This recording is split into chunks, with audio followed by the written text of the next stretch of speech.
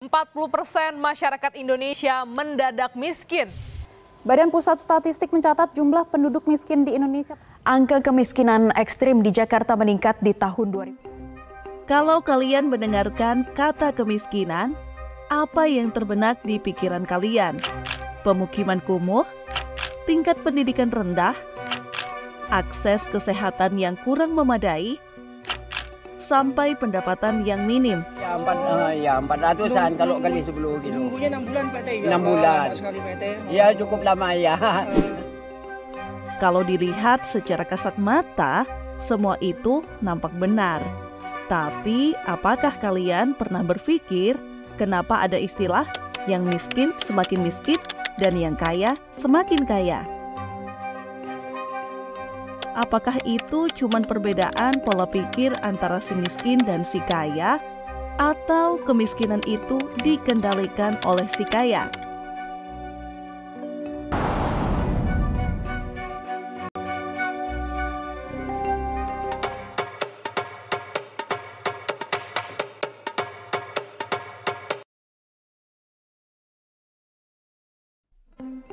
Kalau ngomongin kemiskinan di Indonesia, kalian pasti masih menganggap banyak orang-orang yang masih hidup di bawah garis kemiskinan.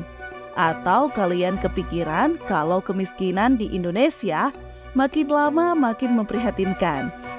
Dalam siap-siap 6,7 juta warga RI miskin ekstrim di 2024. Di satu sisi, kita sering melihat dan mendengar di sosial media kalau kekayaan segelintir orang naik secara signifikan. Forbes merilis daftar terbaru orang terkaya di Indonesia pada 2023. Kenapa seolah-olah dunia ini tidak adil? Apakah kemiskinan yang selama ini kita lihat murni keadaan yang tidak bisa dihindari? Atau ada pihak yang mengontrol semua ini? Faktanya, kalau kesenjangan ekonomi antara orang miskin dan orang kaya tidak mungkin akan hilang. Dikarenakan orang miskin dan orang kaya saling membutuhkan.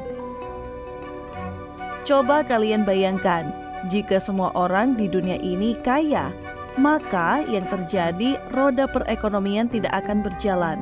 Karena tidak ada orang yang semangat untuk bekerja, dan sebaliknya jika semua orang itu miskin, maka yang terjadi tidak akan ada lapangan pekerjaan. Lalu apakah orang miskin tidak bisa keluar dari jerat kemiskinan? Jawabannya, bisa. Namun untuk keluar dari jerat kemiskinan tidaklah mudah.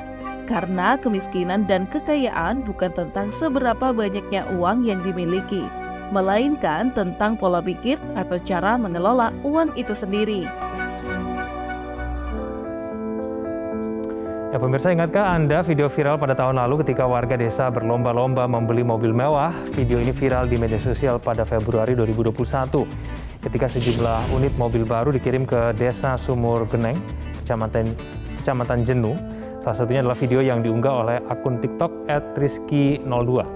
Warga desa mendapatkan uang dari anak perusahaan BUMN yang bergerak di industri minyak sebagai biaya pembebasan lahan.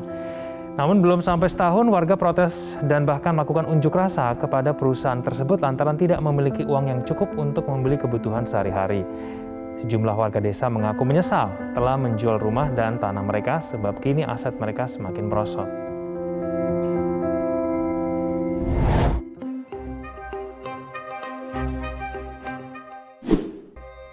Pola pikir atau mindset merujuk pada kumpulan keyakinan, sikap, dan cara berpikir yang membentuk pandangan seseorang terhadap dunia dan dirinya sendiri.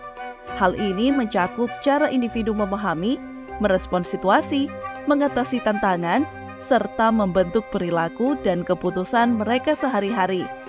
Uniknya, setiap orang mempunyai pola pikir atau pandangan tersendiri meskipun di keadaan atau di suatu objek yang sama.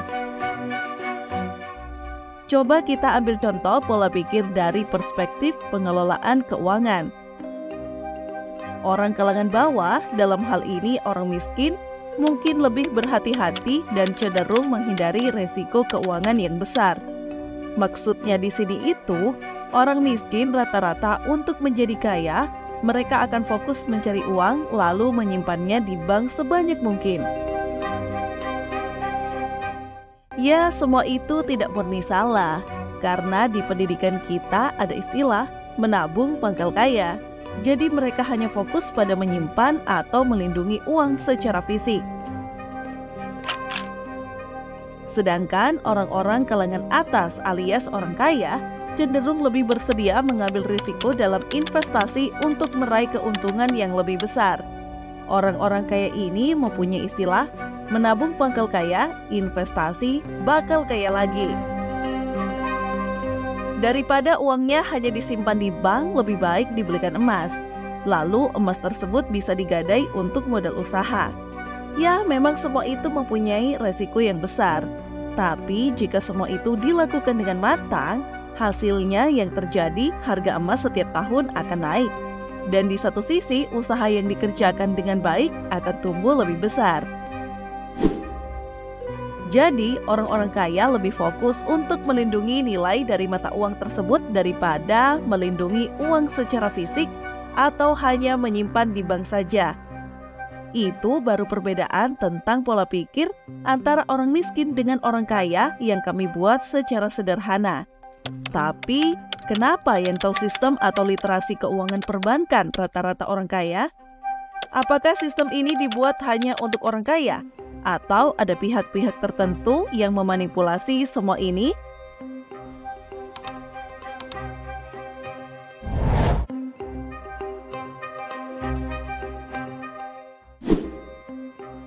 Apakah kalian sadar kalau masalah kemiskinan ini terkadang dijadikan bisnis oleh beberapa pihak?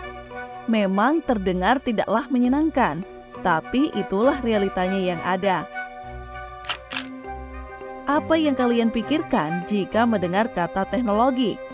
Apakah kalian berpikir tentang smartwatch, laptop, tablet, atau smartphone? Ya, memang barang-barang elektronik tersebut menggunakan teknologi yang canggih untuk mendukung kebutuhan di era modern ini. Tapi yang menjadi janggal adalah kita seolah-olah dipaksa harus menerima teknologi yang ada. Coba di handphone kalian cek, apakah ada aplikasi Facebook, Instagram, TikTok, Marketplace, dan WhatsApp? Apakah kalian bisa hidup tanpa aplikasi tersebut? Mungkin untuk hidup tanpa aplikasi semua itu bisa, tapi untuk bersosial dengan teman sekolah, teman kerja, atau pacar tanpa aplikasi tersebut mungkin tidak bisa. Jangankan untuk menghapus semua aplikasi tersebut, terjadi gangguan internet cuma 1 hari aja, seolah-olah aktivitas kita semua sudah selesai. Yang jualan online tidak bisa menerima orderan lewat aplikasi Marketplace dan tidak bisa membalas chat lewat sosmed atau WhatsApp. Dan yang membuat konten seperti saya ini tidak bisa bekerja. Ya, mungkin bisanya cuma mengetik di komputer, tapi semua sumber bahan konten kan ada di internet. Misalnya YouTube, Google, atau sosmed alias kehidupan kita seolah-olah tergantung dengan teknologi. Ya enggak? Namun anehnya, semakin kita menggunakan aplikasi tersebut, si pembuat aplikasi selalu menyuruh kita untuk mengupdate, entah itu 1 bulan sekali atau 2 bulan sekali, dengan alasan pembaharuan keamanan, perbaikan BUG, penambahan fitur, dan lain-lain. Jika kita mengupdate aplikasi secara terus-menerus, yang terjadi handphone kita tidak mampu menampung dan akan menjadi lemot. Bahkan jika handphone sudah tua, aplikasi tersebut tidak bisa diinstal. Lalu apa yang dilakukan jika handphone kita tidak mampu menampung aplikasi tersebut? Yaps, betul, kita akan membeli handphone terbaru dengan spesifikasi yang lebih tinggi. Nah, disinilah sistem ekonomi yang dijalankan oleh perbankan dan orang-orang kaya.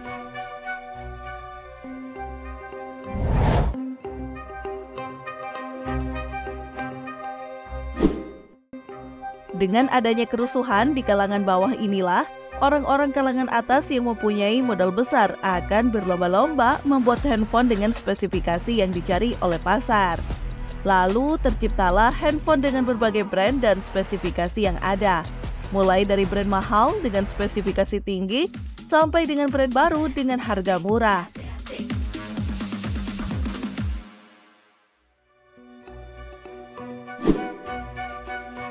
Faktanya, para produsen handphone lebih fokus menyasar pasar kalangan bawah dengan harga yang lebih murah. Yang jadi pertanyaannya, kenapa para produsen lebih fokus membuat handphone yang lebih murah?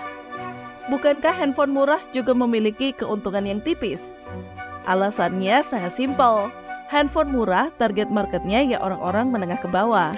Sedangkan orangan kalangan ini jumlahnya lebih banyak dari orang-orang kelas atas.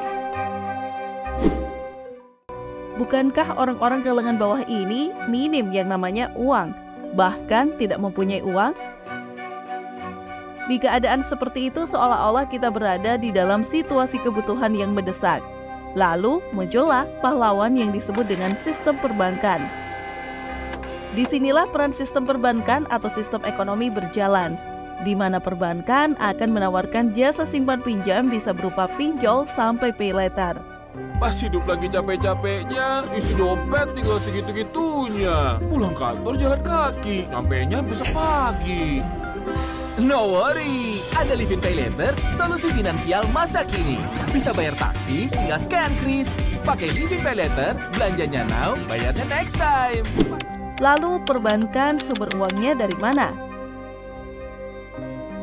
Tentunya uang perbankan itu masih bersumber dari para orang-orang kaya melalui instrumen investasi seperti deposito. Di sini kita bisa melihat bahwa sistem ekonomi berjalan seolah-olah semuanya saling membantu atau membutuhkan. Tapi kalian pernah berpikir nggak kalau sistem ekonomi itu ujung-ujungnya akan membuat si kaya tambah kaya?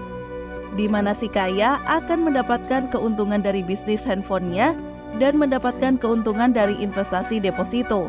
Maka dari itu, istilah yang miskin makin miskin dan yang kaya makin kaya, itu 100% benar. Jadi, apakah kalimat kemiskinan sama dengan bisnis itu benar apa adanya?